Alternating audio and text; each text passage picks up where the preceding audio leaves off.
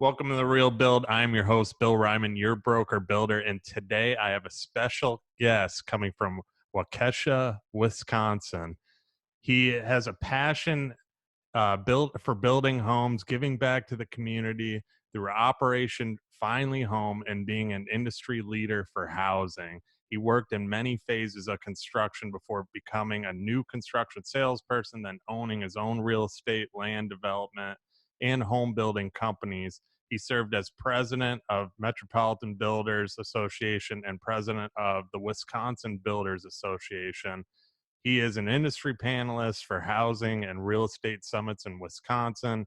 He writes articles for Milwaukee Magazine. He mentors and guest teach home building and sales at WCTC. His company, Belman Homes, was the first builder in Wisconsin to build a free home for a wounded war hero for Operation Finally Home, which is awesome. He is a partner in Young Guns Enterprises, who helps people learn and improve their business, personal development, and personal branding. He also has a podcast, the Home Building Hero podcast, in which he provides housing industry news. He's a man of many, many things. David Belman, welcome to The Real Build. How you doing today? I'm great. Thanks, Bill, for having me. I appreciate the warm intro, and excited to talk to you about building and podcasting, and we got a lot of similar interests, so it should be a lot of fun. Yeah, that's why I was really interested in getting you on here, because we definitely have a lot of similarities going on too. So yeah, I definitely want to get into this with you and hear more about you. So what I always get started with is, let's talk about who is David Belman. Okay. Well, I started off, again, I was a home builder and a realtor. As a young kid, I literally grew up in the family business. So when I grew up, it was literally in the basement of our house. So would walk downstairs and there was offices down there. So that's kind of all I knew. And I was about 9 years old one day, and I wanted to hang out with my dad and have some fun. And he was at the kitchen table reading a newspaper, and I said something I shouldn't have to get his attention. I said I was bored, expletive-less. And I certainly got his attention. He's like, hey, come with me. And I got to go in his truck, which I thought was really cool. And I thought maybe we were going to go get ice cream, but we ended up going to a job site. And he went in the back of the truck and grabbed a broom and a shovel, and he handed it to me. And he said, start at the top and work your way at the bottom, and I'll be back in 2 hours. And he left me on the job site, and I had to clean up the house. And I learned some lessons that day. I learned to be respectful of your parents. But I learned the value of hard work because he gave me a check. And I really liked that. And I liked the ability that I was able to, earn a living doing this, and, have some free money when my friends didn't. And, just started to like the industry, and I started doing more and more, and I spent my summers working on the houses and doing whatever I could. And then from there, when I was 18, I graduated high school, and my parents enrolled me in real estate school right away. And I wasn't even 18 yet. I got my license, and I had to wait till my birthday before I could actually apply for my real estate license. So I was selling houses full time in college. Oh, nice. So yeah, I was actually the only kid in college that had any money, so it was kind of fun. Yeah, good. I mean, good for you on that too. I mean, it just shows, your work ethic too. I mean, especially being in college with a real estate license, selling houses. I mean, usually you're in college, and a lot of your friends, I'm sure, were going to parties while you're writing real estate. Yeah, I kind of missed out on some of the fun stuff, but it was, the housing market was really great at that time. So I was busy, just selling new construction and things. So, I brought my books with me when I had an open house, and I was studying in between when there was no customers there. And I just kind of got used to that kind of a schedule. And, but it was great, because when I was graduated from college, I actually started building my house for myself. Awesome. And I had no college debt, and I was building a house. So it was well worth it. Yeah, I mean, that's why I'm glad to have you on too, because I have a similar story as you. I mean, growing up, and I've said this before on past episodes too. I mean, I was always working for my dad, and if I didn't work, he'd give me, it wasn't good. If I said I didn't want to do it, he'd make it known that you didn't want to do it, and so he always. I mean, growing up, I always had to work, and And growing up in the business where similar to you, same thing, getting handed a shovel and a broom and saying sweep the job sites and clean them Yep. up, this and that.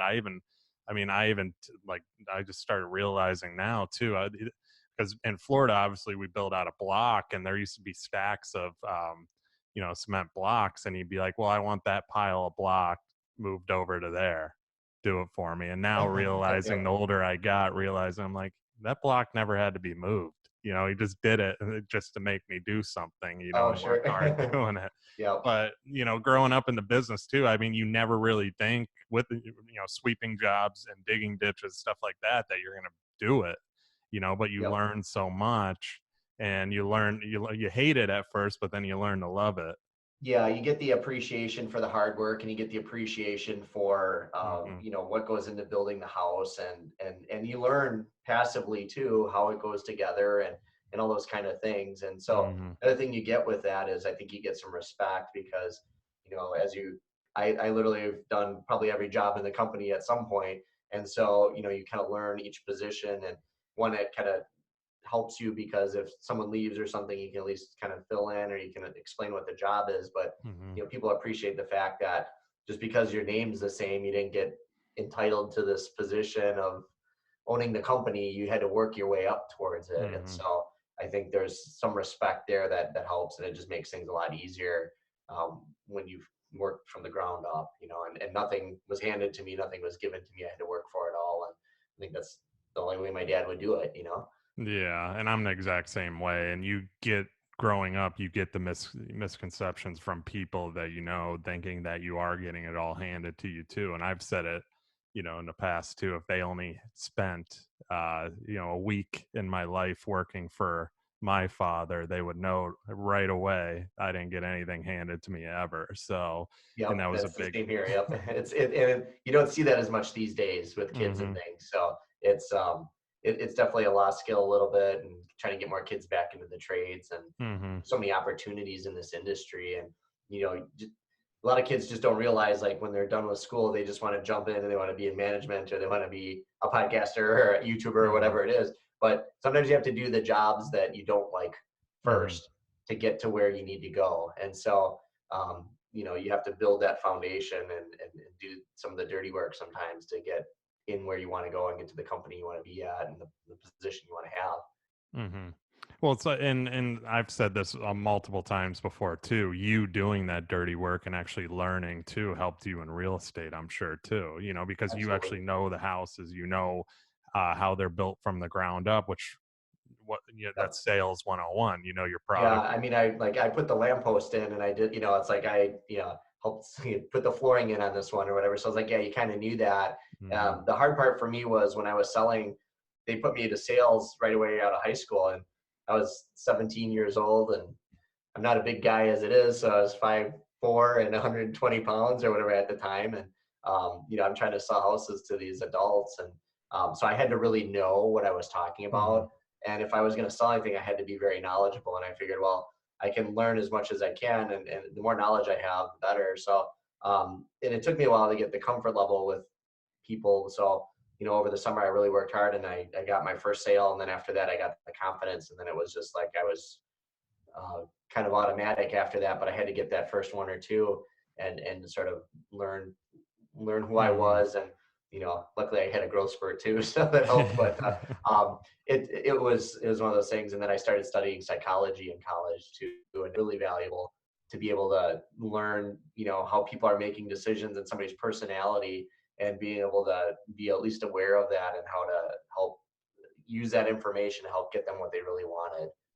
Hmm. Yeah, that's awesome to hear. I mean, it's like, I mean, it's just going through what you did and seeing reality, like I said, and because I was the same way. I mean, it's crazy how like our stories are, but I was the same way when I finally, after knowing, I remembered selling my first house, and you get past that first sale and you definitely gain the confidence, and then it's like a streamline effect and it's all how hard you work too, as but also you having that psychology background too, which I didn't, probably gave you a little bit more of a boost too, being able to. Yeah, it was helpful because I was looking for an edge and how I could help people, and Hmm.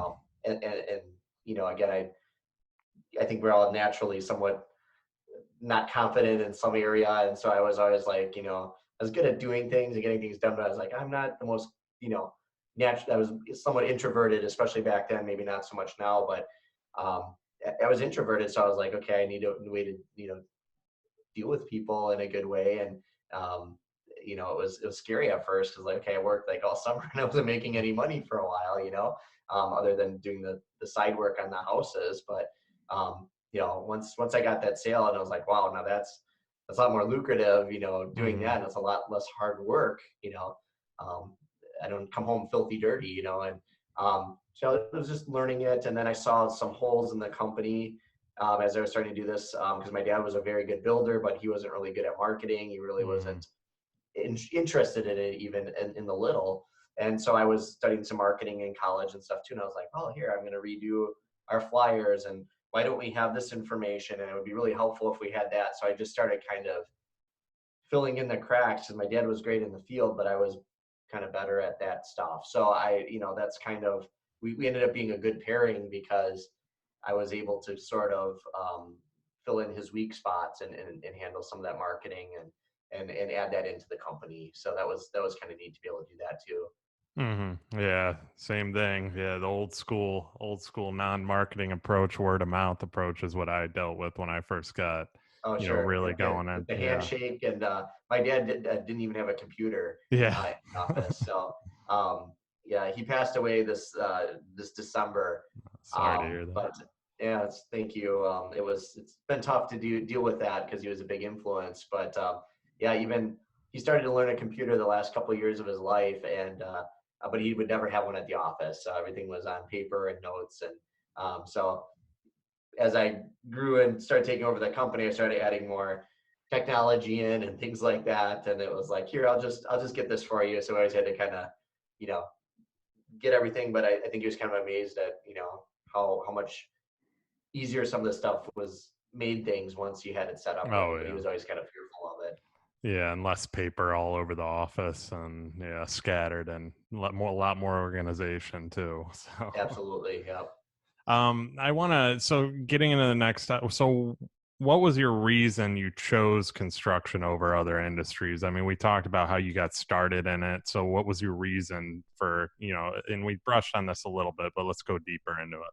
Yeah, well, I think it was opportunity. Mm-hmm. It was one of these things where I kind of liked the industry after seeing, um, my father do it, and he was doing well with it. So I saw a lot of opportunity there, and it was kind of one of those things where I really wanted to make him proud too. And so it was as much me wanting, I respect my dad a lot, so it was sort of, I think he wanted me to do it. He never forced me to do it, but I think that made him really happy that I was able to get in the business with him and be a part of it. So I think that was one of the drivers. And like I said, once I started selling homes and started to get good at it, it was like, okay, I can make a pretty good living doing this. Mm-hmm. And I sold for like 20 years, but then I started getting kind of worn out on all the weekends and the nights, and had a daughter, and it was like, okay, I don't want to be gone all the time, because I was working a lot of hours doing that. And so, and I also learned that if I was ever going to grow the business, that I was going to need to get out of the sales part, and I was going to need to start running the company and doing those kind of things. So it was kind of good timing with having a daughter, but then also just realizing that the business was never going to grow if I was just constantly selling the whole time and I wasn't running the company. Mm-hmm. Yeah, and I mean that's similar to what I'm dealing with too. I mean, as far as being in the industry, I mean, like I said earlier, you grow up when you're a kid, you don't really think you're gonna do it because you kind of hate it at first when you're just sweeping jobs and stuff like Yep. that. But as you kind of Not mature, exciting work. Yeah. and as you mature into it and kind of realize, okay, this is something I've grown up in, I know more than anybody, it turns into more of a passion. And one thing that I always say too is that I really enjoy seeing a house take shape from plans to, start to finish. And when you're involved in the planning and getting things right, and then you see these things take shape, it's one of the most unbelievable things too. Oh yeah, it's like, hey, I helped make that, or I did that. Yeah. And it was neat too with as we started doing more parade models and things, saying, okay, Hmm. this is the vision that I had, and then here it is, and it's all done. And you hear people going through the house and like, oh, I love this, and I love what you did Hmm. here.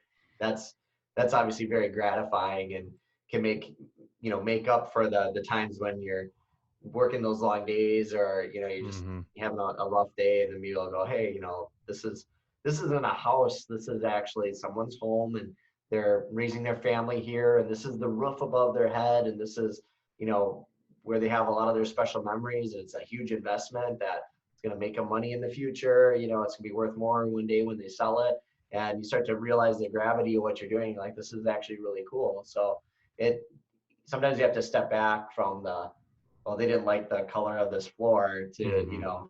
this is changing their life. At Hmm. the end of the day, it's improving their life, it's in solving problems in their household. Don't have enough bedrooms, or Hmm. house is energy inefficient, and you know now they've got this thing that's built around their lifestyle, which is going to help anybody out.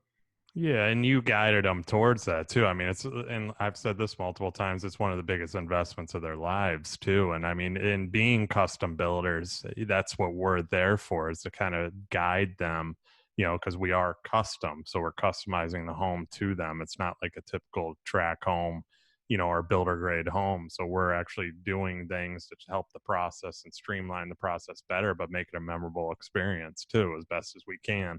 And not Yep. everyone's going to go smooth. I mean, you get there's certain customers that it doesn't always go smoothly, but you try and make it as Sure. smooth as possible too. So, Yeah, and sometimes it's the customer that makes it not go smoothly.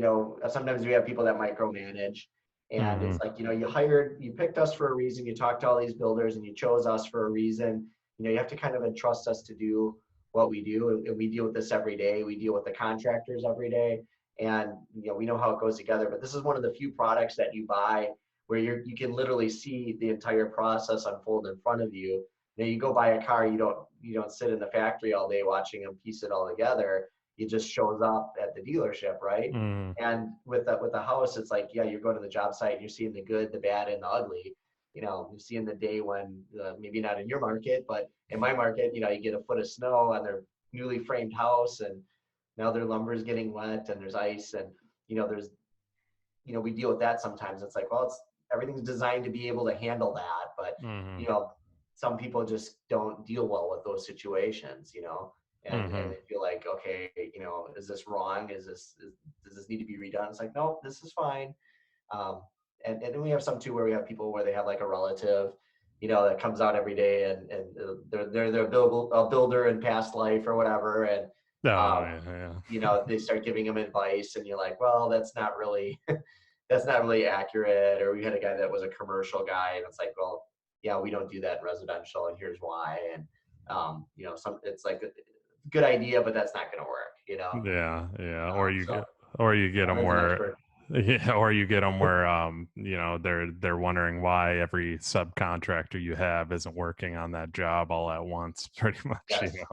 Oh yeah. and I No. have to Yeah. explain to them that everything's a process and order for one Yep. thing to take place to the next, and Yeah, there's expectations, and that's a big thing, is setting expectations right away.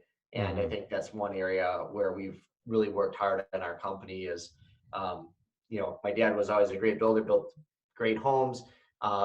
He wasn't as good with the process part of it, and making sure that you have a nice process, and so that's one of the things I think we've really worked on in our company, is making sure that we have checklists for certain points that we go through with the customer, and we have documents that we give them, and we try and explain everything, so that hopefully cuts out on some of the surprises, and Hmm. it gives them a proper set of expectations. And if you do a good job of that overall throughout the building process, you're going to have a happy customer at the end, because there's always going to be something that goes wrong on a build, and you're not going to be able to get everything 100% perfect. But if you can kind of set them up and understand the process, and um, you know after a while you build enough houses, where the pain points are, the confusing areas, and if you can continue to refine those, you can make a really great process for your customer, and then 95% or more of the time you're going to make people happy, or at least they're going to know that you're looking out for them. Yeah, and what you just said there is the main thing that everybody should be doing, and in any business too, is set the expectation, and especially in construction, because not a lot of builders do it. I mean, they give some, shortened features list of what the people are going to do or what they're going to do for them, and then they give them a price overall and so on. I've actually had to sit down with people, because and I brought this up too, is the numbers, he couldn't get past the number of why we were more expensive. Well, he actually went comparable to me on what I was giving. I'm like, I'm giving you this, look at all, and he's like, yeah, you have a lot more detail, but he's, $50,000 less than you. And I can't get past, if I add your numbers into his and he's still less, and I can't get past that. He could not get past the numbers, even though I had more spelled out. Yep. So, and it's, you That probably deal happens. with it. Yeah, we do the same thing. I mean, we include a ton of stuff, and that happens where there's a guy that starts from this really low shell price, and then they kind of build it all up. Mhm. And the thing you have to tell people is that you're not buying a loaf of bread. Yeah. You're treating it like a commodity. I mean, this is the biggest investment you're probably going to make in your life. This is somewhere where you're going to put your family in. You want it to be done right, but you also want it to, have the things that you want in it. And this is a long process. This is not, at least by me, I mean, it's 6 to 8 months to build a Mhm. home. We can't build, every day here in our climate because of the snow and the weather that we sometimes have. So, it's a long process. And if you got a guy that, isn't even returning your calls, doesn't care about what you're doing, care about your project, make sure it's right. If you've got that, if you don't have that, it's like, you can't put a value on that because you can't unbuild the home, right? So you want to make sure that it's done the right way. If the builder does something wrong and now your whole house is messed up, Mhm. that's how much value do you put on that? So, a lot of people, I always tell people, don't buy your home based on price. It's a value thing. It's, what's the total package, and is the builder going to be there for you afterwards? Some of these guys that, chop every little nickel out and try and do it for down and dirty, those are the guys that are gone in 2 years. And then you have a Mhm. problem with your house. You got nowhere to go. It's all on you. So yeah, I'll pay more for a house because I want somebody that's going to be around, that's going to stand behind it. And that's really kind of our philosophy with how we do our company. Yeah, now we're gonna dive into price definitely on this too, because that's a Sure. huge topic. What you just said is spot on, and we both face it, I'm sure, every single day. And I always say I'm not the cheapest builder, I'm not the most expensive, but we're gonna give you a product that's good. Our price is what it is for a reason, and it's Yep. just teaching people to understand that. But I Yeah, want I think to, people see the big dollar amount. They're like, yeah. okay, well, there's got to be some room here to negotiate. If I can buy a car and I get $5,000 off, this Mhm. house costs 5 times or 10 times as much as this car. I should be able to get 10 times as much off. It's like, no, we don't. We don't work Yeah. at those kind of margins. No, I'm sorry. no, no. And And people, so I don't think people understand that. no, and a lot of them don't. That's the thing, is that, when you're 50 to $100,000 more than another builder, well, I always say there's something missing. There's something not right there that they are Yep. missing.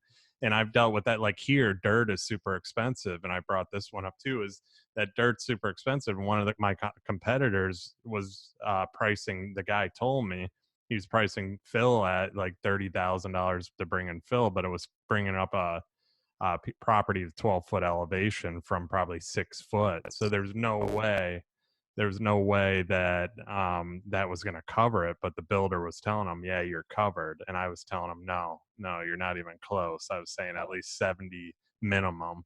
So Wow. there's Yep. just stuff like that these people really, and they listen to these other builders. And I've Sure. heard, from other sources too now, that they're having issues with that builder. And I think it's involving that, but I don't get involved. So it's just, I mean, there's so much in the price. We're going to get into it soon here. But Yep. I want to talk with you kind of about just so people know the different types of constructions you're doing. I know you're Sure. doing custom homes, you're doing land development, you're doing Yep. condos. Mhm. you're offering real estate. So let's brush on all those, what you're kind of doing as a company so people know. Sure. So yeah, we're what we call a full service builder. So what I mean by that is that we do everything from, we can help them find a piece of land Okay. and then help them purchase it, to, then obviously designing a home for them on their lot. We have a lot of already designed homes. So we have like 50 different homes we can build, but we will also custom build for somebody. And then once the home's done, we will come back to, if they want us to finish the basement. We don't do full renovation. So like I won't put an addition on or anything like that. We're not really set up for that. But then we'll come back and do basement finishes. We'll help them sell their home. So we have a lot of people that build with us 2 or 3 times. So second or third time, they have us sell their existing home. We built it, so we know we Hmm. know that it was a good home and we can sell it for them. And then yeah, we'll help build them another one. So then we also have the condos as well. So uh, that's a project that we started quite a few years ago, and we don't have a lot of. We only have one condo project we're doing. It's a very big one, and we probably have another 10 years to go on it. And but it's nice because we've had people that have bought single family homes from us. Now they're older and they don't want all the maintenance, so they're moving into the condo project for us. So that's kind of neat to have sort of a life cycle of Yeah. homes. But it's neat to offer all those services. And in our area, it might be a little different than your market. In our area, we don't have a national builder. We only have smaller builders for the most part here, and local builders rather. And so there's over 200 builders in our market, and some of them only build 1 or 2 houses a year. We do about 30 to 40, and then we have some guys that'll do like 100 some homes a year. But so there's a lot of choice and there's a lot of different models for how people build. I like our model because, a lot of times they're buying the lot from us, we're selling them the real estate, and then we're building the house for them. So we can give them an awful lot, and we can kind of package it. And especially in this market where everything's so competitive, for us, it's nice to have all those three things, because that way, if you need to take a little bit off on your real estate end, or you have to take a little bit off on the home building end or whatever, you can kind of do that. And whereas if you're buying everything at retail, you're paying a realtor full Hmm. commission to sell it, and you're buying the lot at retail. The only way you can actually make a profit is maybe on the construction end. And you're one surprise tariff or one mistake on a takeoff or something away from you know not having a profitable job, and down the road that affects your whole company. So Hmm. it's nice to have all those things, and be in control of it, because now you can control your numbers a lot better, and you can give people, I think, true value. Yeah, it's like having a one-stop shop pretty much. I mean, and I don't have the condos. I mean, that's a awesome thing that you're doing there too. But I'm It's good. It's like everything. There's pluses and minuses. So when you have a condo, now you have associations and different hmm. things. So there's all those challenges. But it's nice because they're those older buyers. They're usually pretty set. A lot of them don't even finance, or they're bringing in a very small amount of mortgage just to get a tax deduction. And so it's nice. And it seems like when my single family business is down, my condo business is up a little bit. So it seems to insulate a little bit too. So Yeah. do a little bit of both. Yeah, no, that's great because I'm doing a similar approach too with being a real estate broker and having Ryman properties, and then helping the people with the lots, and then I could help them sell their past homes with us too. It's same exact thing too, because it's smart. I mean, you have everything in house to work because you who knows the product, especially on the resale end too. I mean, who knows the product more than you? And that's the thing is Yep, you doing the absolutely. resale on the homes. And that's what I always tell people too. When I go out, there hasn't been one of our homes I haven't sold because I know it more than any other realtor. I actually, realtors here are infamous for putting lock boxes on doors and never being there to show any of the features and so on. But me, Sure. Yeah. no lockbox. I'm going to be there. I know how the home was built because more than likely I sold it and we built it for you. Yep. So I know all these things, and it just helps it sell a lot quicker. Plus having the Yeah. passion behind the product too, because you Yep. built it. So being passionate about what you're selling, people pick But I up on think that gives confidence to the next buyer too, going, hey, this is the guy that actually put it together. that. So, if there is a problem, not that you want to get pulled into a 10-year-old house, Hmm. but at least kind of how it went together. And, that gives, I think, a lot of security and a lot of confidence to that next buyer, when you're Hmm. selling it. So we don't do a ton of it, but we do some of it. It's kind of a nice add-on feature. And, it is, real estate agents are pretty competitive, and we have some really big agencies in my market. So they're getting a lot more market share on that part of the business, but it is nice to be able to have somebody that really knows the house, be able to sell it. And, and then for us too, as a builder, it's nice because when we sell their existing home, we know exactly where their new house is, when it's going to be done. So a lot of times we can make that transition really Hmm. smooth. Whereas a lot of times when they're dealing with an outside agent, what happens is the outside agent just, oh, we got to do this right now. We got to do this right now. And they Yeah. sell it and they don't tell the builder. And all of a sudden they're like, hey, builder, you got to get the house done, in 2 weeks. It's like, oh, there's a month and a half left. We can't change the schedule. So when you have the same person do everything, they can kind of dovetail everything together and make a really nice, smooth process. And you don't have a double move, or you don't have all the stress of trying to, get out on short notice. I think we're much more equipped to Hmm. make sure that everything goes smoothly, because it's all on us now. If we goof something up, there's no one to point the finger at. Hmm. Exactly. Exactly. So let's talk about Belman Homes a little bit. I mean, you created the vision for Belman Homes of creating the ultimate building experience one customer at a time. So how are you doing this? Yeah. Well, okay. First, we're not there yet. We're working on that. So that's a vision statement. So that's where we Hmm. want to be.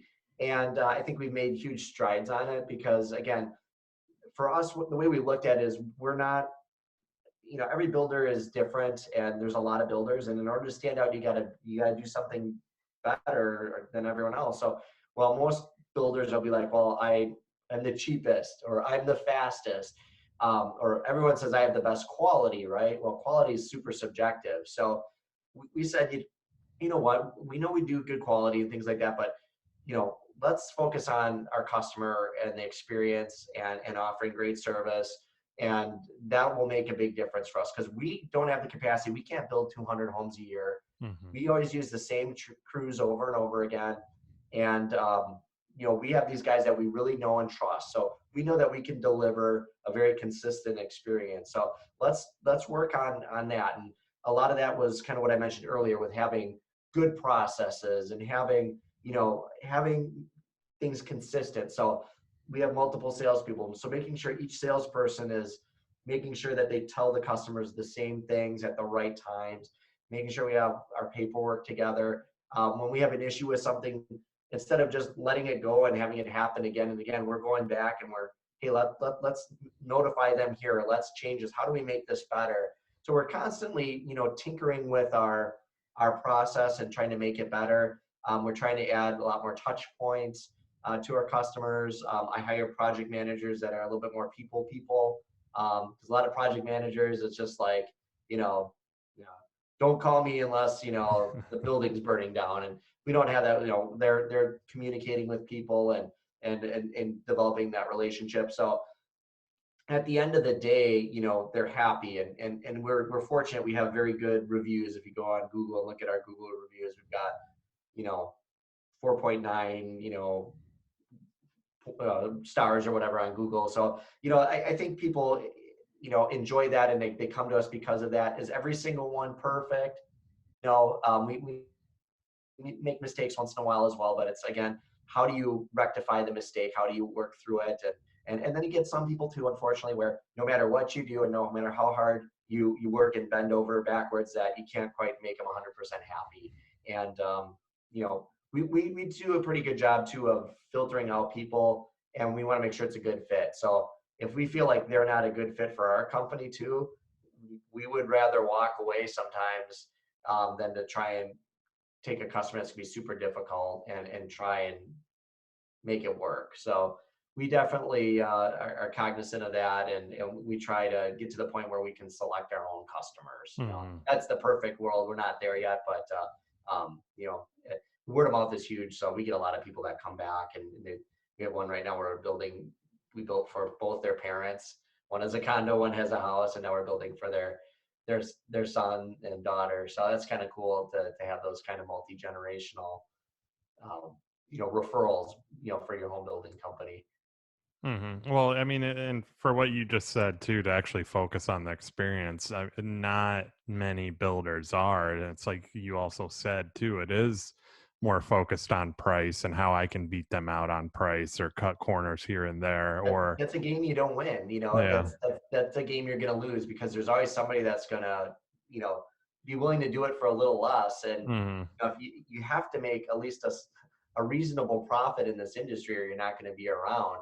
And in my market, we have a bunch of new builders that keep forming, and I see the same thing over and over again. They'll come in, they'll get a whole bunch of jobs, they'll undercut everybody, Hmm. and then all of a sudden they finally realize it. They start to raise their price, but usually it's too late, and then all of a sudden they're out of business, Rob or Peter, pay Paul is what I've yeah, said. exactly. And we've seen it so many times, and it's just like, what, when one of those comes up and somebody's like, well, this guy can do it for, $20,000 less, you go, well, I see what they're offering, and I'm like, that's not sustainable. So, if you want to go there, that's fine, but just be very careful. And you don't want to say, I hope they're still around in 2 years, but you just have to say, there's only so many places you can buy studs and shingles from, and there's only Hmm. so many people in your market that can do that work. So nobody's price is going to be that much different. And so if someone's that far different, it's like, what are they doing different, or what are they cutting out, or how are they going to, cut corners in order to get to that price? There's something they're not telling you. So, just, ask a lot of questions, and make sure you're talking to some previous customers. Make sure you're talking to maybe a couple of the trades. Are they getting paid on time? Are they, shortchanging their subcontractors? After a while, the contractors will be like, I don't even want to work with you anymore. Hmm. Hmm. And then, are they just using the cheapest guy in town? That's expensive. I had a customer once that we quoted them some tile in a bathroom, and they said we were too expensive, and they cut it out of our build, and they hired somebody on the side to do it. Well, the guy put the tile in, it was all crooked, and it was bad. And then they ended up paying us like To five come thousand back on. dollars to rip it all out, and another $10,000 to redo it for them. So it was a $14,000 some mistake on their end. They would have just let us do it from the beginning, and they were trying to save a couple $100. It's Hmm. not worth it. The No. stakes are too high. Not in the scheme of, and especially with the money that you're paying for these houses, and especially on a custom home too. I mean, I've even had people where they give me their budget, and I'm usually pretty upfront because that's the first question I ask. I go, "What's your budget?" If Yeah. they tell me it's way beyond what I can even do, or way lower than what I can even do, I just say I'm sorry. I'm sorry. I don't know how, I can't do it, I'm sorry. And then they always ask, do they go, well, do you know any builders that can? Do you recommend any builders that can? So why would I recommend a lower end builder? That's kind of what Well, I it's a always say. No, reputation. yeah, I always say no, I don't, because why would I? If I recommend that lower end builder or somebody I've heard of, and then they screw you somehow, then it comes back to me saying, well, you recommended that. Why would I even do so? Yeah, it's It's not worth putting crazy. your reputation on the line. And Mhm. and that's how we feel too with contractors. It's like we work with these guys for years and years. Some of these people are multi-generational contractors, where they Mhm. painted my dad's first house, and they're still painting houses for me. And so, you have that long relationship. I know what to expect from them. I know what the kind of quality I'm going to get. Could I go out and hire somebody and save $300 here and Mhm. there? Sure. But then it's, now I'm putting my name on this house, and you know, if they cut corners or things like that, they water down the paint, or they use the wrong kind of finishing nails on the house, and all of a sudden, got, woodwork popping off the wall. I mean, that reflects on me at the end of the day. So, that's why, we can't necessarily compete on price, because we are delivering a consistent build and a consistent quality and a consistent experience every single time. And It's just like if you're going to go to a nice restaurant, you can get a steak anywhere in town, but if you want it, prepared right and tastes good and you want a nice meal and it's an important evening, it's an anniversary or something, yeah, you're going to want to go to a place that does it right. And this is even bigger stakes because it's a house. Mm-hmm. You get So what you you want to pay have it done for. right. Yep, you do get what you pay for in this industry. Absolutely. So, and kind of going off of that too, I mean, you said you've forged strong relationships with your dedicated craftsmen and have worked side by side with them throughout the years to ensure the finest quality and smooth building process. So how have you done this? Because you kind of just brushed on that. So let's go into that a little bit. Sure. So what we do is we have a lot of trades that we've been with for a long time, so we're very loyal to them. Sometimes trades make mistakes. We're very good at, hey, say, you know what, things aren't quite going as we expect anymore. We always give them an opportunity to fix or improve themselves. We've had some situations too where we've had like a younger person on the crew, and they kind of want to go off on their own. And we had one where the owner of the crew was really slipping badly, and they had a young person there that was really doing a great job, and he kind of saw it too. And we kind of said, hey, we will help you, get you started. We think you can do this, as good or better than your boss. And we've had a couple of situations, not very often, but we've had a couple where we've sort of helped them get started and get off on their own, and that creates just massive loyalty, Mm-hmm. as long as that works out. But we pay our guys right away, and we make sure the job sites are ready when they're supposed to be.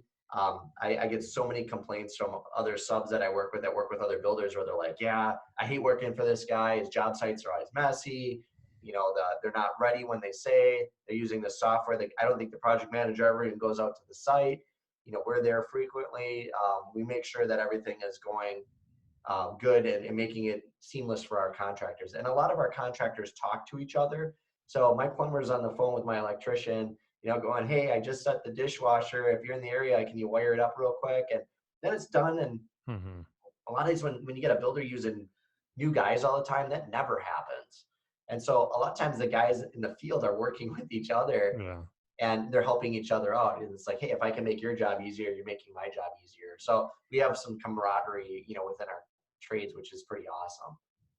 No, yeah, we're the same way. I mean, and that's the thing too, is we always pay our subs right away too, and if they do the work right, they do it properly, we're gonna pay them right away. And unfortunately, there's builders that, some of our subs have done work for, and they've even said it where they didn't get paid, and they're begging, going and asking for where's my money, this and that, and the builder doesn't have it, and he's waiting on. It's like we talked about robbing Peter to pay Paul because they were a lower end builder, and it's just it's that's what, if you keep your subs happy, they're going to do good work. I mean, we're pretty um picky with stuff too. I always say too, I drive my painters nuts, because with punch outs and so on. But Yep. we kind of set the expectation with them too, and it's just like a customer, we tell them what we expect as far as painting, that we're going to go through probably 3 times for punch outs, because that's how picky we are. Most builders Sure. don't do that. They'll do one Yep. time, if that. Some of them don't do it at all, and we go through, we drive them nuts, but it's the way we are. We want It's to. part of the process. And Exactly. yeah, and that's part of it. And that's sometimes what you get if, you're using a cheaper builder, or you're using a builder that doesn't care about that. They're just about volume. You know, they're just gonna, oh, well, that's good enough. Good enough Mhm.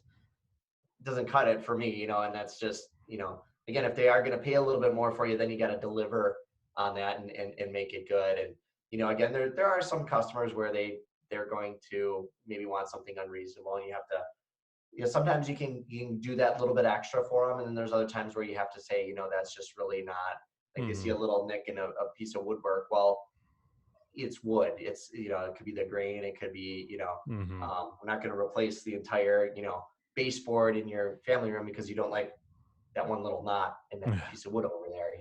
And so sometimes you have to kind of work through that and explain how things really work. But for the most part, people, if you communicate with them and you talk with them, you can explain, hey, you know what, that one's not something that we could necessarily take care of for you, but you know what, we'll take care of you on this other item, because we just want to make sure that you know you're happy at the end of the day with your home. Mhm. So Sometimes you got to negotiate a little bit too, and that's all part of it. Yeah, definitely. It's like we brushed on earlier, the customer experience, that's what matters, but there's some stuff it's give and take. I mean, some stuff they're too picky about it. You just kind of look and say, "Come on," like, Yep. and they understand after you talk to them too. And I'm big on, you know, communicating either in person or by phone to them too. Email doesn't always get the point across on some Sure. certain things, as Yep. I'm sure too. Pick up the phone, call them, and or meet them Yep. in person. I like to meet people in person a lot because when you're there and you can show them certain things, it's a whole different world. Yeah, that's definitely a skill to have, to be able to know the right way to reach somebody and handle it in an appropriate way, and then act quickly if there is an issue, jump on it, make a decision, and then move forward. So Hmm. sometimes you have to do something that you don't necessarily feel like you need to do, but a lot of times if they've been a good customer and this is the one thing that's really bothering them, it may not even be reasonable, but sometimes it's like, you know what, that's what we're all about. We want to give them a good experience. We want to give them a good feel when they're all done, and um, you don't want to leave on a bad term. So sometimes, yeah, you got to go a little bit extra mile, and that's okay, because if you do and they're Hmm. happy, they're going to send other people your way, and Hmm. that could be more valuable than the $500 little thing that they wanted at the end that you just didn't really want to give them. But sometimes that's what it takes to really make it go over the top. Hmm. Highly agree. Highly agree. So I want to talk about quality materials, and I mean, it's so important with us, and it's important, as not to cut corners. Some builders do, but we've been brushing on this quite a bit, that it's important just to do things right, even if it costs a little bit more money to do it. And what materials are you using or things are you doing to kind of stand out from the rest of the competition, or Sure. should people look for in your area? Well, like in my area, and our climate's different and everything, but in my area, there's a lot of builders now that are really cheapening what's inside the walls of the home. Yeah. So they're doing a very good job of putting on a fancy piece of hardware on a cabinet or putting a nice cabinet in.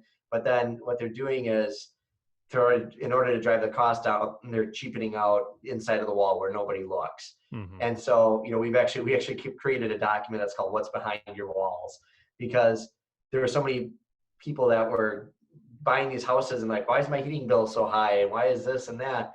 My house is creaking, and it's like, okay, time out here. Let's look at this. So, we do things a little different. Like, we're no matter what the house calcs out at, we're always doing 16-inch on center for all our floor joists, and our walls are 16-inch on center.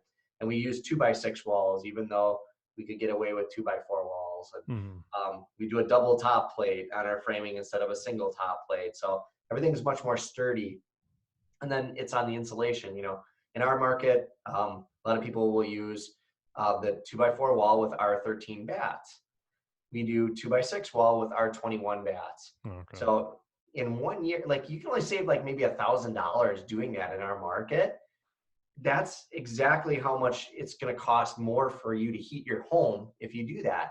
So it's Hmm. like, yeah, you're saving $1,000 today, but you're going to blow through that in the first year. And most people are going to live in their home at least 5 years, 8 years, 10 years. So why would you cut that corner there, save $1,000 when you're going to be paying it over time? So, those are kind of good conversations to have with customers when they're in those situations. As far as other materials, like, we always use kiln dried lumber.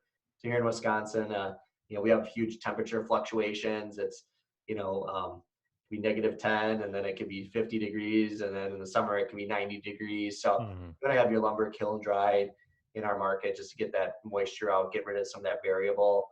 As far as materials, we're all about durable materials. So either using like a hardy plank type siding, or we're using LP siding pre-primed, high dimension shingles, and very energy efficient appliances. So 95.5% efficient furnace.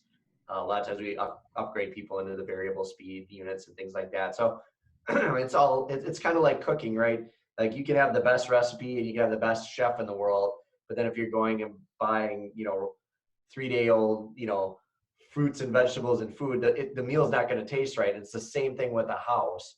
If you've you've got a good builder and you got a good plan, and then you're putting in crummy material, well, you're going to get a crummy product. So it's got to be Hmm. consistent all the way through. No, I highly agree. And I actually just had this conversation with somebody. He was actually with Parade of Homes, but he was a builder out of Sarasota, Florida. And he went through our house and he noticed, the quality. And he goes, I can tell. He goes, me being a builder, I can tell. And I go, you want to know the biggest issue is that not everybody can tell. And I feel like being in the market that I'm in, I always constantly have to preach to people and like almost like educate them, and it takes time to do it because they go to that builder, and he was even talking about other builders that were local that he looked at. And I was telling him, I was like, that's the issue. They go to those builders, they don't see the differences that you do, and that's the process of this whole thing is they're just seeing, fancy furniture and decorative Oh, yeah, they're trim looking work at the and window stuff. dressing, and they're not Mhm. really looking behind behind the walls. And Yeah. that's one of the big things. And one of the things that we've learned over the years, and it took us a long time to learn this lesson, but a lot of times people will come in and they want to price a house out like right away, like here, Mhm. price this out. And it's like, well, wait a minute, but we don't do that anymore. Like this is our process, and we've created a sales process, and that's part of our experience thing is to say, before we start even doing that, we got to know if we're a fit. You got to know why we do the things that we do, why we're different, and then we can start to price it out. So we spend a lot of time up front explaining how we do things and why we are the way we are. And if the bottom line is, if the customer comes to us and they're like, we're only about the price and that price only, then we're like, you know what, we're probably not the builder for you. Mhm. And we don't want to waste your time. You're busy. And so we kind of approach it that way. So a lot of times by the time somebody actually prices a house out with us, most of the people that do that end up building with us because they already are sold on us as the company. And they understand the numbers, whereas, when somebody just comes up with a blueprint, they're like, here, price this out. It's like, well, how many people are you sending this to? And sometimes it's, oh, I got 10 different builders or 20 different builders I Yeah. want this price out with. It's like, wait a minute, you are never going to be able to know the difference between all of us. You've got to pare your list down, and you got to figure out who you want to work with first, and then you start pricing it out. Well, that's the majority of the problem with most people is they don't know they don't do their research either, and then they do send it to three, four, five builders. And I usually ask, who are you bidding? Because we're in a smaller market, so I know these builders, and I know who I'm going to waste my if it's all about number. I know who I'm going to waste my time bidding against because I know Yeah, they're going to come back sometimes 100,000 to 200,000 lower, which I don't know how. But that's sure. why I don't waste the time because it takes so long, as to bid these Yeah, things out and the absolutely. details and Yeah, if you're going to do it questions. right, it's going to take a while to get a price because you have to Mhm. actually quote it all out. If somebody just gives you a number the next day, they're just kind of they're throwing a stab at it, and then they're going to basically tell you what's as you're building it what's not Mhm. included, and as they realize their numbers aren't working out. I've had a couple of people come to me to build a house, and they're like, "Well, I had another builder, and we had this great price, and then all of a sudden now he's not able to help us anymore." And it's like, "Well, yeah, because they realized that they were going to lose money at that price. They misquoted it." Mhm. And it's like, yeah, it takes us a month on a custom house to give them a price, but it's an exact price, and you know exactly what you're going to get, and I know exactly what I'm going to put into it, and now we have a very fair and accurate price. And I never want to go back to a customer and say, hey, you owe me more money. Mhm. That's like the Mhm. last thing I want to do. It's, that was the price we agreed upon. Things change in the market. Well, that's on me. I'm the expert. So if I'm not watching my stuff, well, that's my fault. Yeah. Exactly. Yeah. Exactly. But I've been doing quite a bit more cost plus builds too, just to avoid certain things. Like, it's tough, man. And no matter what, like, it's just and we can get into that and talk about that for hours, what you just Oh, said. absolutely. Yeah. Yeah. But Yeah. So I mean, it's all about how you set it up, and there's a lot of different ways to do things, and you've got kind of semi-custom builders, which is kind of the market that I'm in, and mhm. then we have production builders where it's basically you can't do any of these things. You get a limited amount, and yeah, the price is probably a little cheaper. It might get done a little faster, but it's going to be kind of a wham bam, thank you, ma'am. Get it through the Mhm. process and get on to the next one, and um, you see that in some parts of the country too, where I get a company, they go on and they just get this huge piece of land and they just slap up all these homes, and I kind of call it like the locust builder. They just come in and they tear it all up, and then they disappear, and you never see them again. And that's kind of scary too. And we're seeing some of that in our market. I think there's the chance for that to happen because we have some big, um, developments going on in the southern part of our state where we have this huge business that's coming in, 13,000 jobs. So Hmm. we're getting all these national companies coming in and sniffing around saying, hey, I'm going to buy all this land up and plop all these houses in. And as soon as that project's done, they're going to be out of there. And Hmm. as a customer, you got to be careful about that because that's great that they can get you a house really fast, but as soon as that project is over, they're gone. Yeah. Yeah.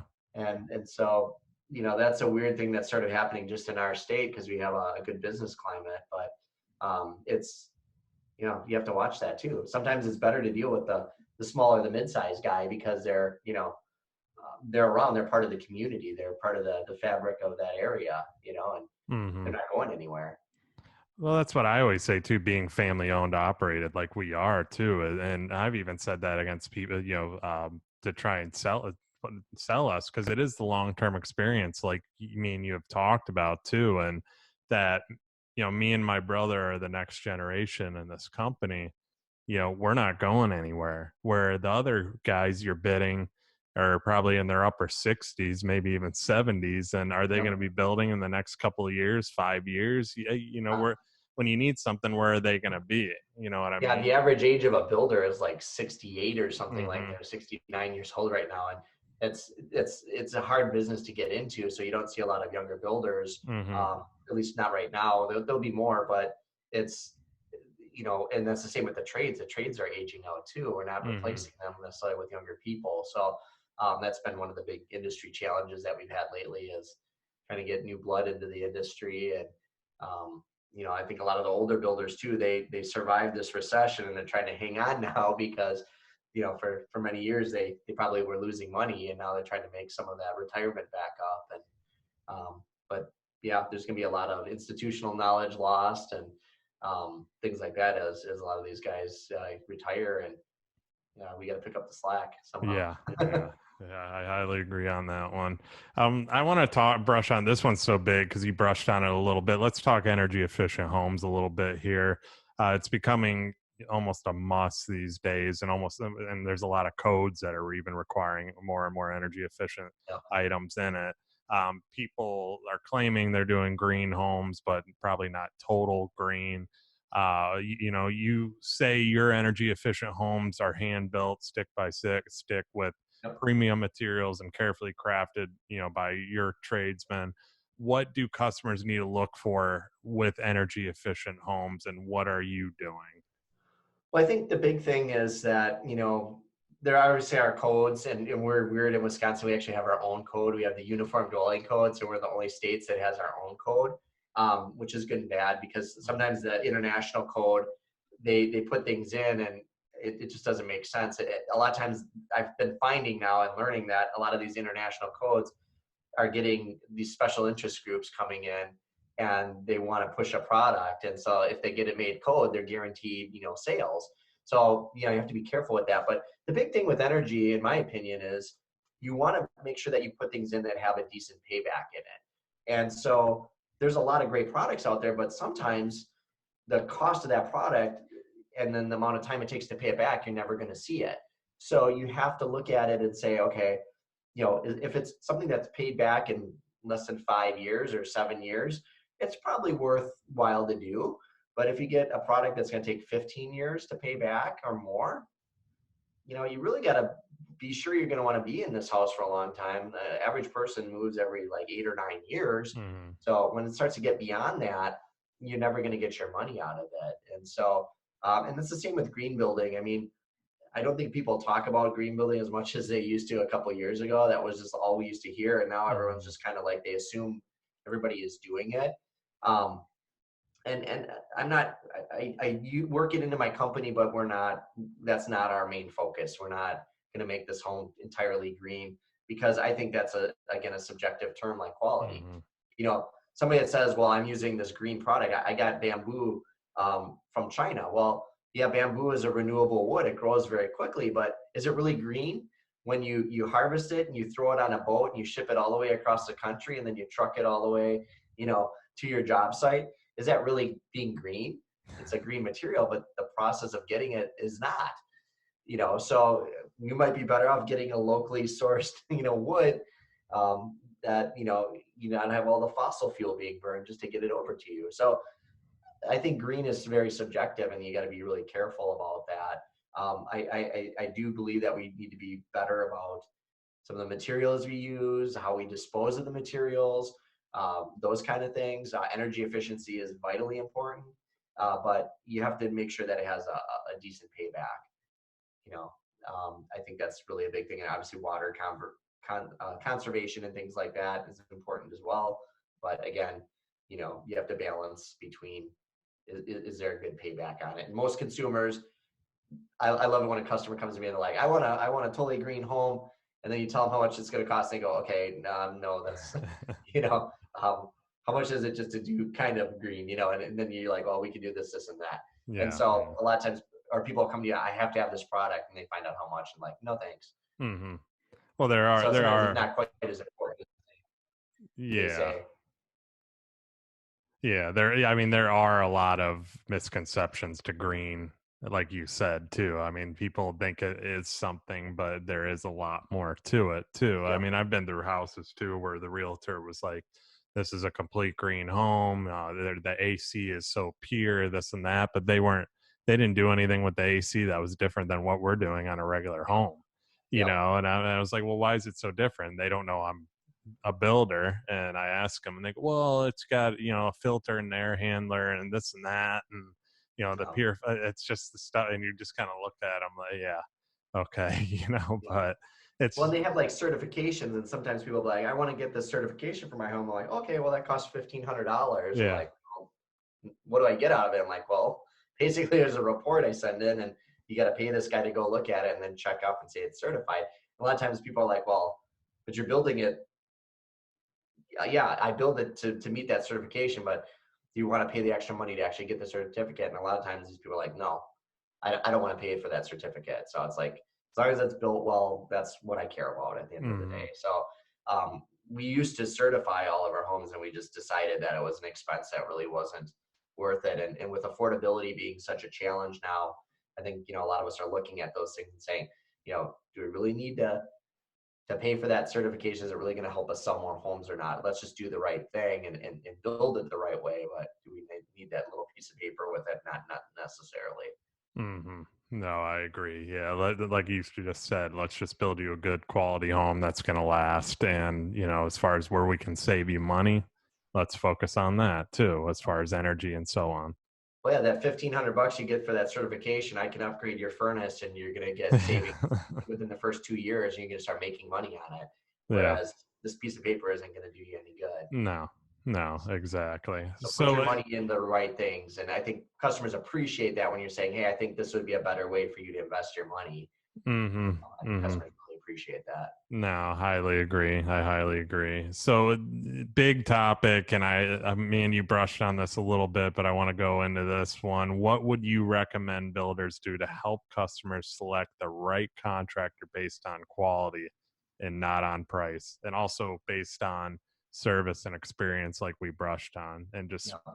not on price? Because as you know, Yep. it drives me crazy, and I'm sure it does you too. Yeah, So, yeah, we're in the same boat there. I think the biggest thing up front for a customer is they got to ask the right questions up front, and they got to not jump into the price topic immediately. They need to make sure that they find a builder that understands their needs, that they're compatible with, and then go ahead and price it out, because again, you're not that commodity. And so it's everything from, are you got to meet some people in the office. You can't just have the relationship with the salesperson. Meet the person at the front desk, and meet who might be your project manager, meet the designer. A lot of times people can only come into the office at the end of the day, right? They want to come in at 7 o'clock at night when everything's done.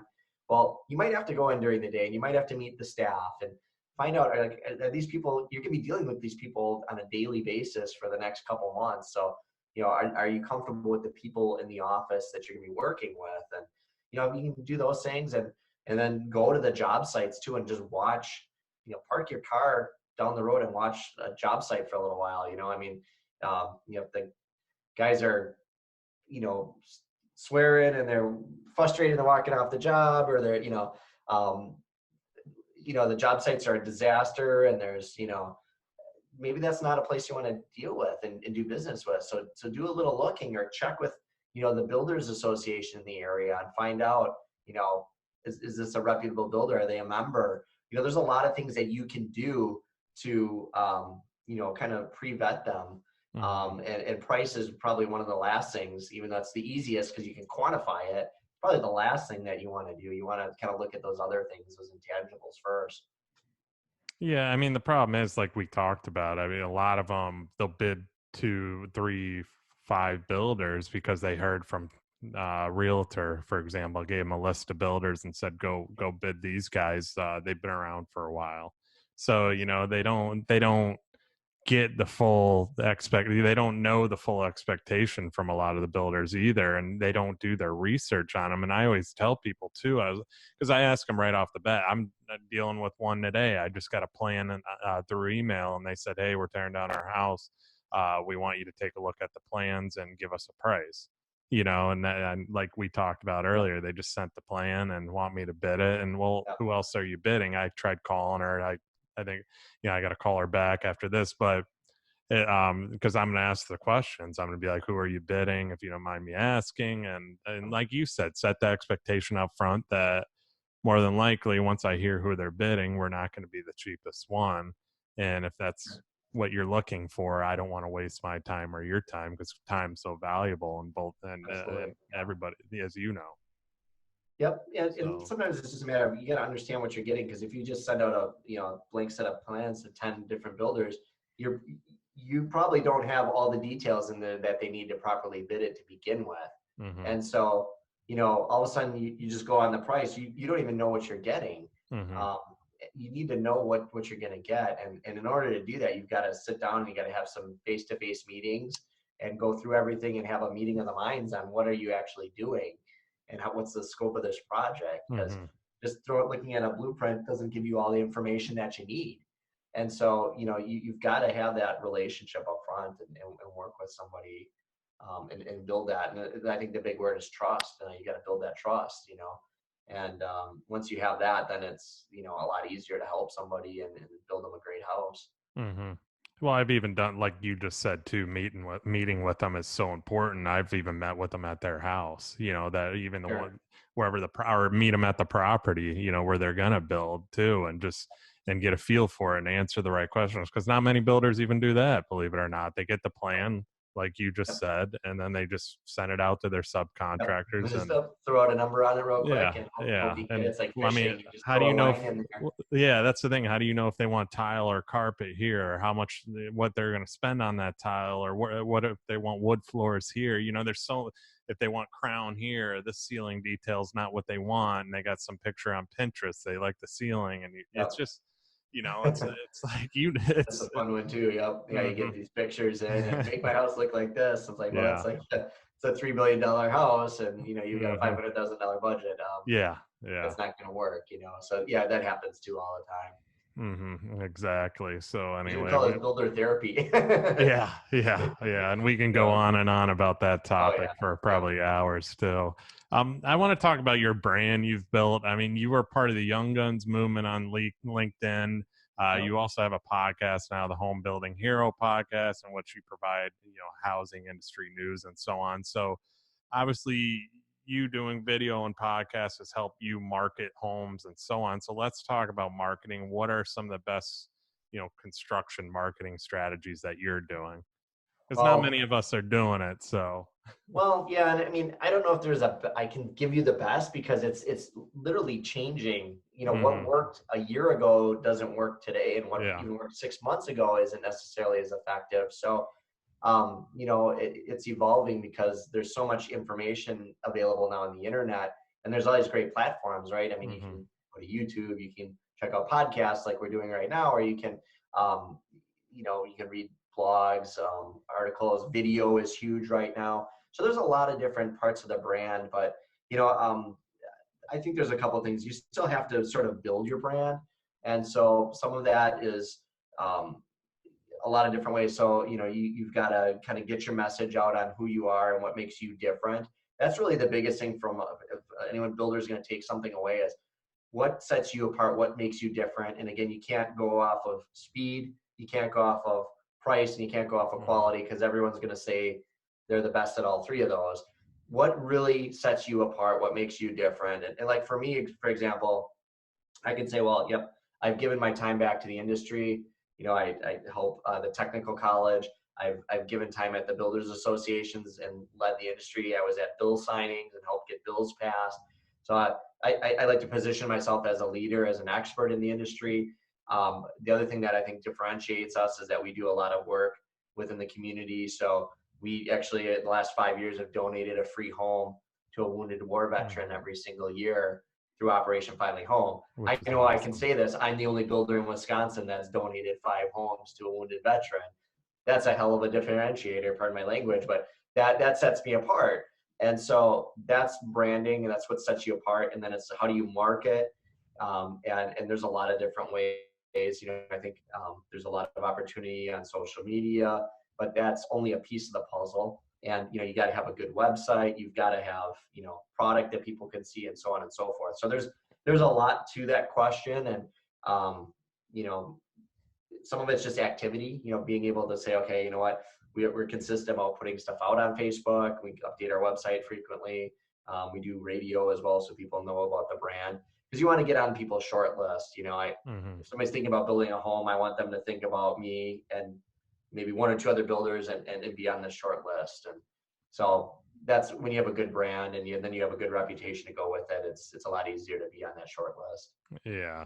No, I'm big on that short list, like as far as getting on that short list and putting out content material too that could showcase what exactly you're doing too. I mean, I've been doing more video of our homes, walkthroughs, so on, just to showcase, for the people, because it's so seasonal down where we're at too. So, not a lot of people, when they're researching, they can see reality and see a walkthrough through another builder's house. I mean, I know for a fact down here, nobody else is doing what I'm doing because they probably don't think they have to, but eventually, that's what it's going to come to as, you people get this younger generation that grew up on a cell phone and they're used to doing everything, and it's very transactional based. And they want, I had a customer come in the other day to my office and I'd never seen them before. They were working with my salespeople.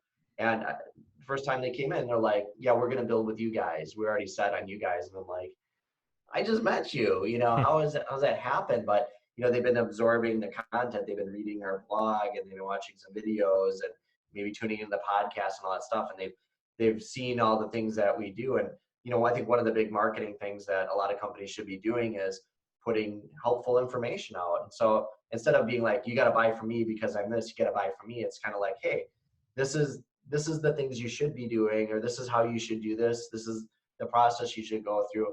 And oh, by the way, if you need help, call me. And so that's sort of our approach. Is we're doing a lot more content creation, and then that helps drive people to your website, and then they absorb that content, and then they realize, hey, these guys really know what they're talking about. I think I'm going to hire them as a builder.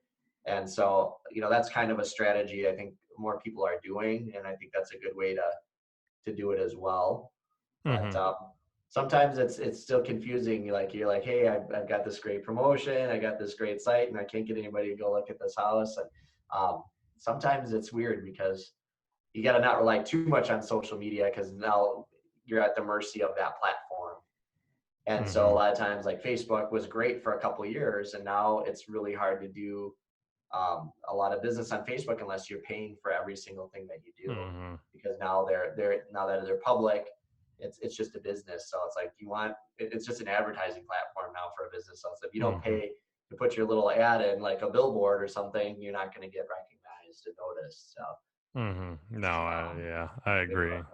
Yeah, I definitely agree. I mean, and doing the content, it is important, but and you still have to be, who have your core values, stand by who you are as a company in reality too. And word of mouth is so important too. I mean, you do a good job for people and do good customer service, people are going to refer you. And most of the time, that's what the most business you're going to get is a lot of word of mouth referrals is the business Yep. too. Oh, So, absolutely. And as far as the young guns movement, which you mentioned, that's something new that I've kind of gotten involved with, and it's I had a couple other business owners come to me and say, hey, we put a lot of content out on social media, and there's not a lot of people that are doing this, and let's help people learn how to improve their business, improve their digital presence, because there's this wonderful opportunity out there, where I think people are not buying the company so much, they're buying the person. So let's build a personal brand. And so I've even had a video out that talks about people buying people.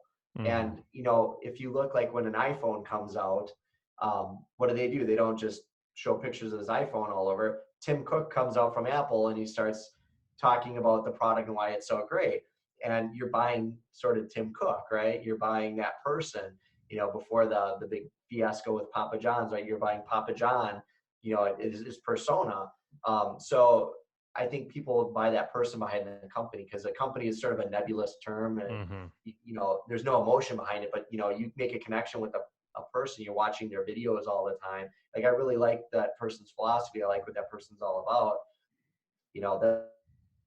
That's probably a good person to do business with. So there's a big shift, I think, going into that personal branding as well, and that's one of the big things that we're trying to bring into the marketplace as well. So we actually have our first event here at the end of the month, and we've got speakers from. We actually have a speaker coming all the way from Canada, coming down and talking about personal branding and things as well. So we're really excited about this, and it's not building homes; it's sort of a little different thing, and it's kind of exciting to be part of something a little different, and to be recognized as maybe a thought leader, and be a part of this. So I'm excited about that. It's a nice little side business to get Mhm. involved with, and I'm learning a lot on it as well. So, and when you get that many neat and different people in the same room together, it's pretty exciting. So I've already, I'm talking to a guy that owns a sports franchise in town, and a guy that's been in business for 30 years, that's owned multiple companies. So the amount of knowledge that I can gain from it too is just incredible.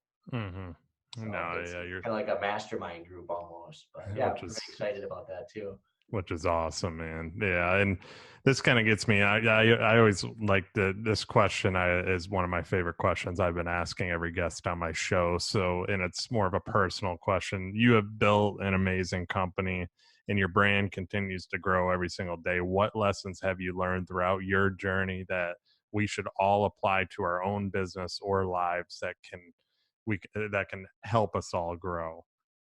Well, boy, that's it's a tough question to answer, but I think ultimately you have to be you, and you have to be authentic to who you are. As far as growing your business and improving it, I think the biggest thing is to constantly understand that your business is constantly evolving, and Mhm. that if you're not investing time growing yourself first, your business is never going to grow. Your business is never going to improve. So if you're not actively spending some time learning something or seeking something out, I've noticed that when I've been more in the zone and I've been reading a lot of stuff and learning things, my business grows. But when, I kind of just get too busy to bother with that, then Mhm. my business slows down a little bit. And so it's like working out. You got to work on your core. And so, when I'm reading books about customer service or sales or financials or internet marketing, whatever it is, when I'm absorbing that content or watching videos or listening to good information, it seems to then permeate all the way through not only myself but then into my business. And so you're like a tree, you're either growing or you're dying. And so trees don't ever stay exactly the same, and people are the same way. So you've got to constantly be willing to grow, adapt, and change. If you don't, you're gonna slowly die. You're slowly gonna wither away.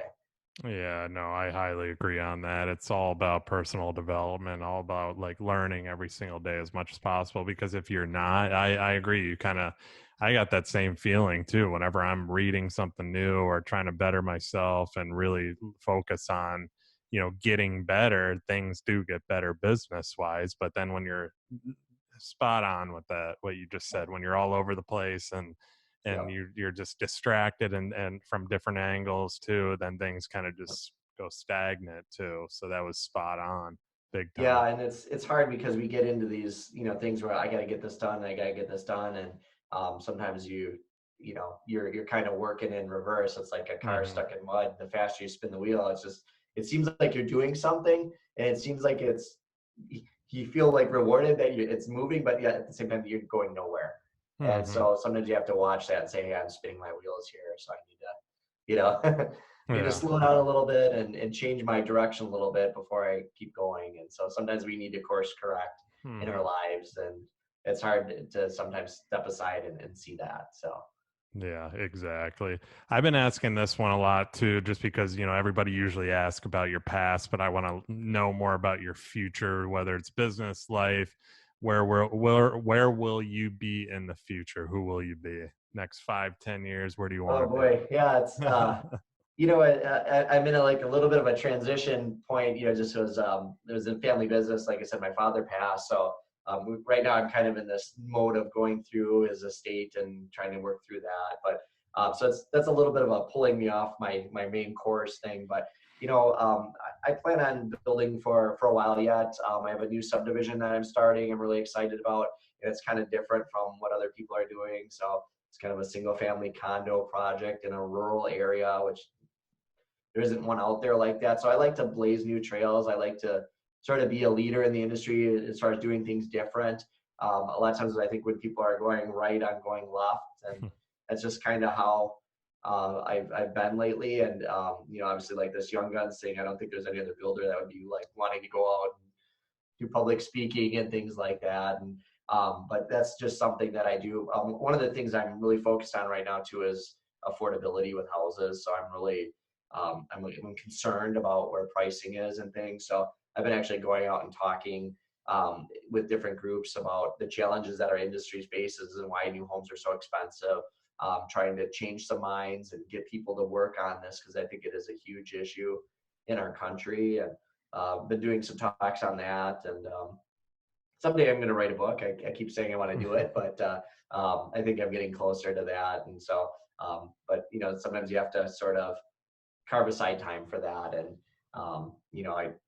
I'm about a little over a year into doing my podcast, and that's been really rewarding, and that's been growing, and I enjoy that as well. But Mhm. yeah, it's just you have to manage your day and make sure that you're using your time appropriately. And um, you know, um, if you have a plan, then you're going to succeed. So creating a plan for the future, and eventually I want to have another place somewhere warm, hopefully down by you, because 30 plus years of being in the cold winter every year.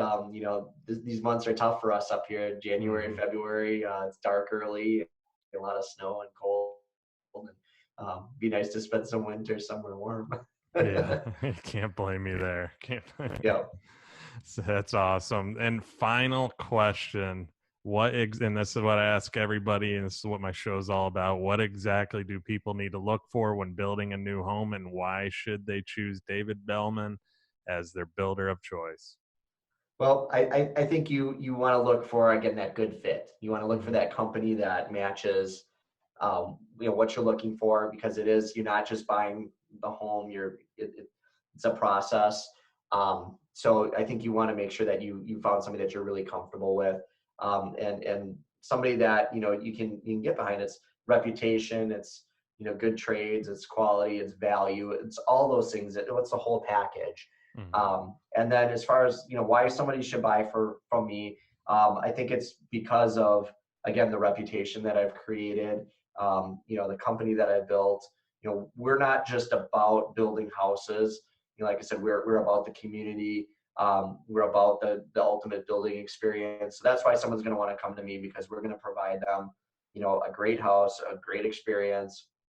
And we're not just a company that's out for the almighty dollar. We give back, and we're making a difference in some people's lives, I think, too. So I think that's why we're a company that gives. I give my time. I put this podcast out about home building so that consumers can get Hmm. information. They can go to any particular episode they want, and questions that they should ask builders, what they should know before buying a lot. We just give that information out because we want people to have a good experience. We don't want to have people um, you know, end up having those sob stories and have them end up in court and those things. I just don't want to see people have that. Trades sometimes have a bad connotation. Builders sometimes have a bad connotation, and I'm trying to change that. I'm trying to say, hey, we are good people. We're good people in the community. We're helping you build your life, build your home, and we're a part of the community as well.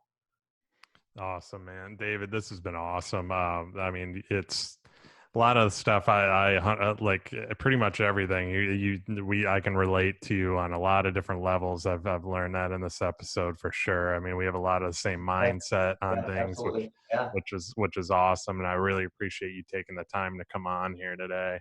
Yeah, I appreciate the opportunity, and it was great talking to you. And it's nice to talk to builders from other parts of the country, and especially younger builders. That's great. So we're the future, so we got to keep forging our path. Yeah, and I mean it's great to have somebody with the same mindset and same that actually cares, and that's what my show is all about, is having people. That's what the real build is having people that actually want to help people, help customers, and show them what to look for, and so on, like you're also doing too. And Yep. with that being said too, where can people find and connect with you if they do want to find you? And I know you have a podcast, so you can mention that too. Yeah, I'll give you a couple things. So if you're just interested in our building company, it's belmanhomes.com. So it's BELMAN homes.com. That's our website. As far as if you want to check out the podcast, it's called Home Building Hero. We're on 9 different platforms. So wherever you listen to a podcast, just search for Home Building Hero and you'll find us. And we've got quite a few episodes. They're smaller episodes, usually like 10, 15-minute episodes, but they're all very topical. So you can catch us on there. I'm big on LinkedIn. I use that a lot. So if you just search for David Belman, again, 1 L in Belman, if you want to look me up and connect with me there, I'm usually putting stuff on there pretty frequently. We have like I said, right now we're doing a lot of the young gun stuff. So that's kind of a neat thing if you want to check that out. We're actually going to have, once we're done with the event, we're going to have all the videos from the event. So if people want to tune into specific topics, they can actually purchase the content and watch it at home and things like that. So that's something that's going to kind of continue to evolve, but we're pretty excited about it. And it's something that can help anybody in any industry, really. So pretty excited for that too. And that's probably the easiest ways to get a hold of me. So if you want to connect, reach out, send me a connection on LinkedIn. I'd be glad to continue the conversation. Awesome, man. David, thank you again so much for taking the time to come on. It's been a lot of great information. I mean, I'm sure we probably could have went for another 4 hours of stuff. Episode for the future, right? Yeah, exactly. But I really do appreciate it, man. And thanks again, everyone, for listening. I'll see you on the next one.